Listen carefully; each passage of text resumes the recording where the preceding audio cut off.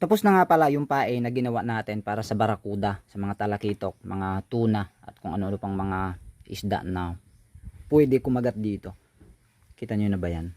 Napakakintab yung parang ginagawa natin na buhok para sa ating pain. Napakakintab niyan. Ito nga pala yon yung ginagamit ko. Ito siya. Ayan o. Napakaganda niyan. Napakapino, napakanipis. Tapos napakadulas. Ito na yung ginagamit ng mga pain. Hindi na tulad yung mga dati ng mga crystalite kasi nabubuhol-buhol lang yun. Although maganda rin siya pero nabubuhol-buhol yun. Unlike dito na hindi basta-basta natitiklop at hindi basta-basta kumukulot. Kaya napakaganda nito gamitin sa mga DIY na pain natin. Ito nga pala ay napakaraming available na kulay.